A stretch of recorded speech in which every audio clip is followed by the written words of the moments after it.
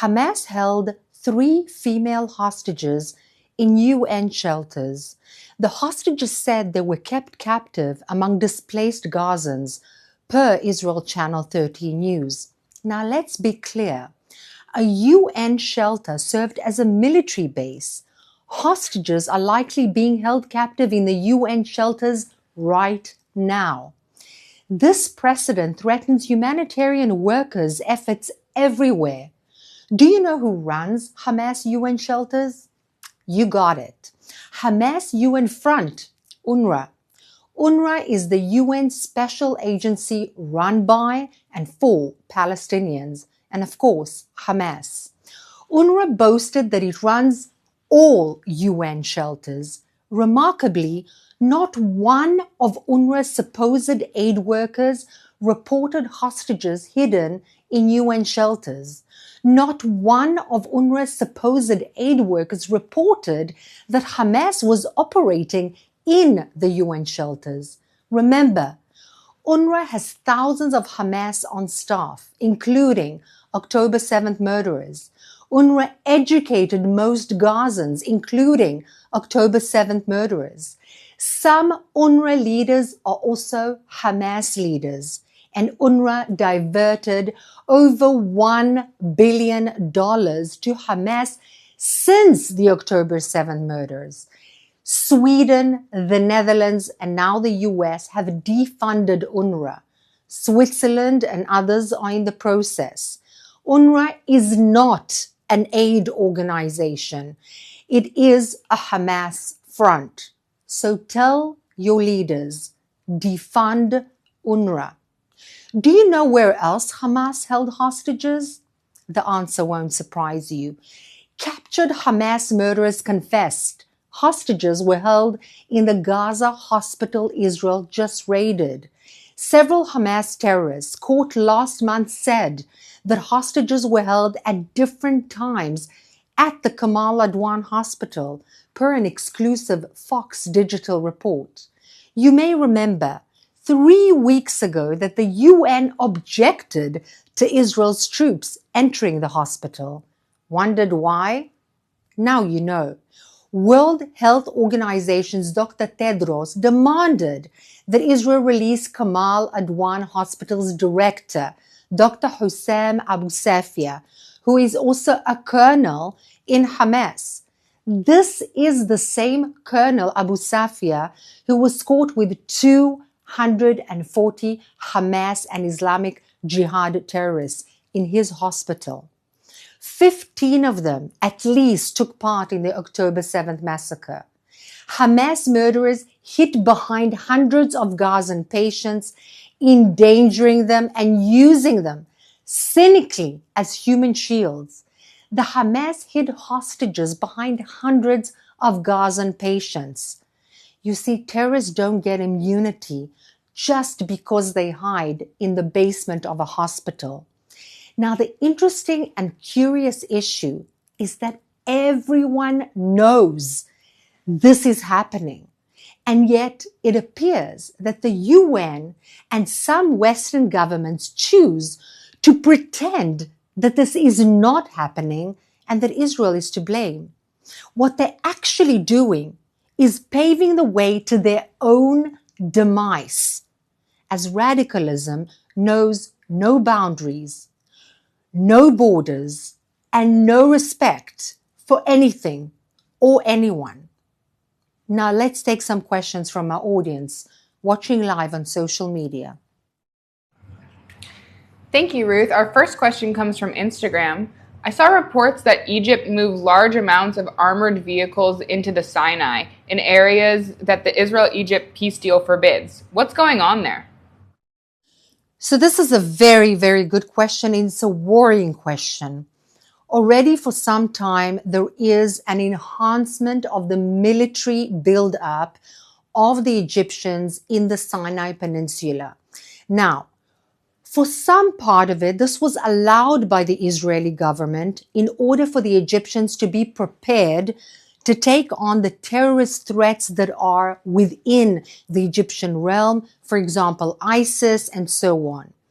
However, the actual military buildup seems more like something to deal with an army, with a country's army, rather than a terrorist organization. And the fact that they've started moving their tanks and vehicles in the Sinai Peninsula is even more worrying. And this is a question that we need to check. This is a question that the American newly incoming administration needs to be with their hind legs checking every movement and what stands behind this exact question, because it is a very concerning issue.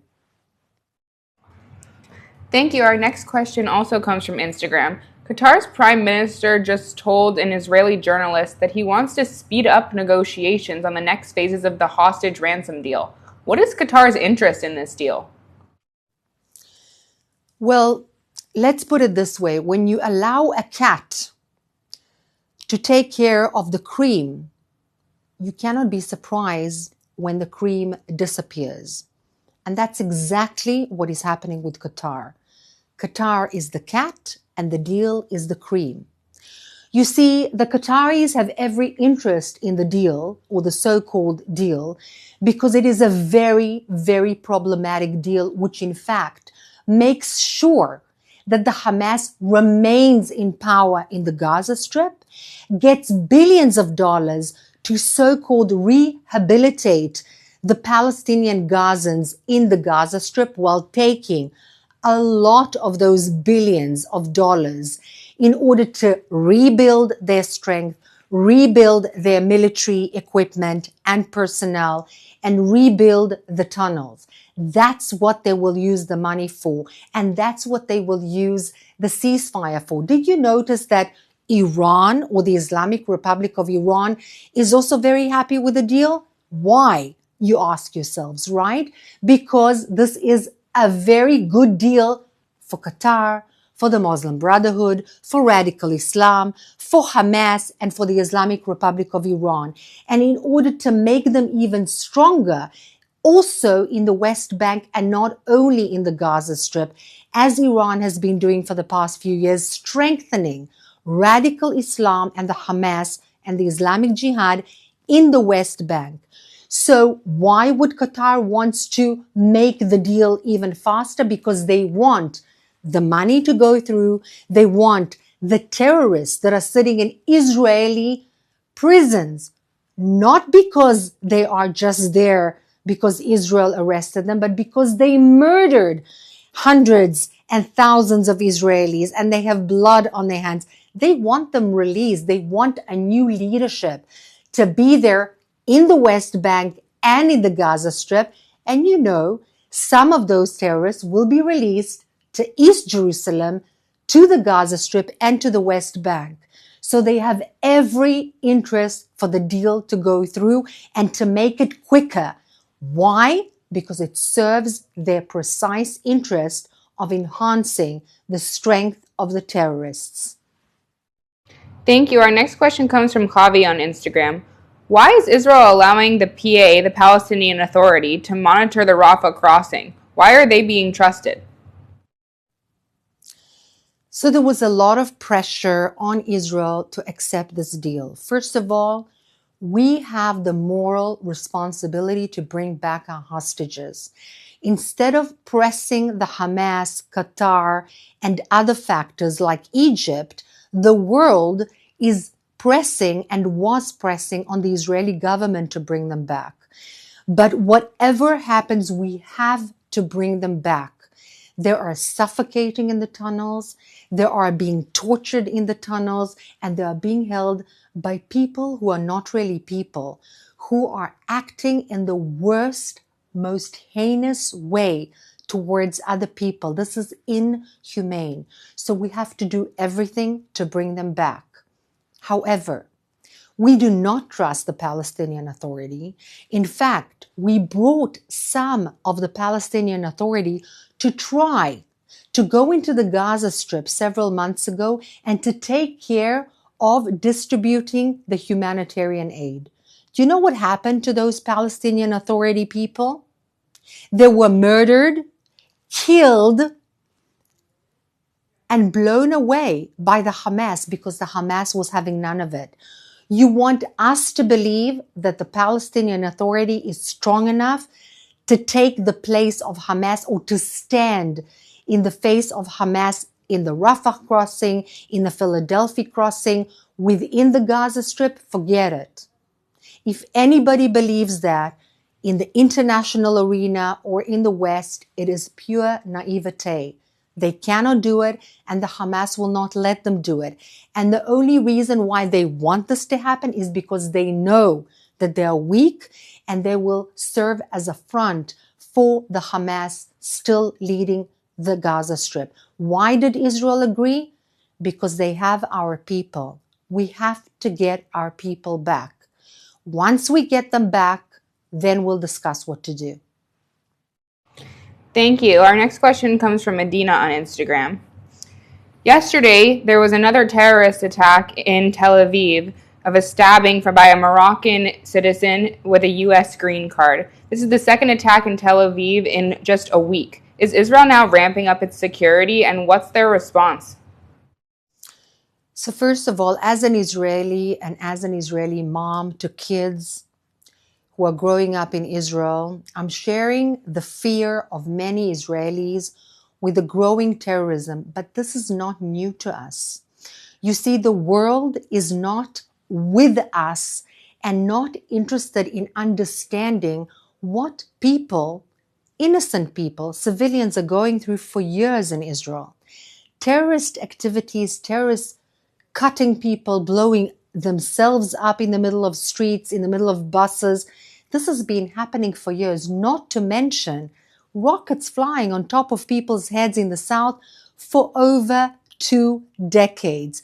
And nobody said a word. This is not normal. There is something completely abnormal about terrorists surrounding us from the Gaza Strip, from the West Bank, from Lebanon, now from Syria, from all over the place, and they are being funded and aided by the Islamic Republic of Iran, by Qatar, by Erdogan's Turkey. It's time that the West wakes up. October 7th happened, and this was supposed to be the wake-up call. Wake up and smell the coffee. This is happening in your backyards as well. They are planning exactly the same thing. They're saying it. They're not hiding it. It's not even a secret. It's not between the lines. It's in our faces. What they're doing here is what they are doing in the US, clandestinely, a little bit more overtly since October 7th, but still clandestinely, in Europe, in Canada, in Australia. They are against anything that is not radical Islam. And this is something that the good people, the people that share the interests and the values of the West, need to unite and fight together. Is Israel prepared? Yes. But is this normal? No. Thank you. This is our final question. 4 more Israeli hostages are set to be released on Saturday. Robin asks, do we know if the next list of hostages are alive? So the interesting thing is that one of the things that Israel and the world asked Israel to capitulate to is basically to the fact that the Hamas will not tell who is alive and who is not alive. We sincerely believe, pray to God, and hope that the 4 women hostages that are to be released this coming Saturday are indeed alive. But do we have absolute guarantees? Well, you have no such thing as an absolute guarantee with the Hamas as a designated terrorist organization, completely inhumane and completely not to be trusted. But mind you, if we expect them to be alive and they will be returned not alive, they will be held to pay. And there will be, because there's a limit to how much the Israeli civilians will be able to stomach from that absolutely heinous, atrocious terrorist organization. Thank you so much for being with us. Not easy, but very, very important. Thank you for listening and for being our ambassadors abroad. And we wish to see you tomorrow as well, as usual, at 3 p.m. Israel time. Thank you.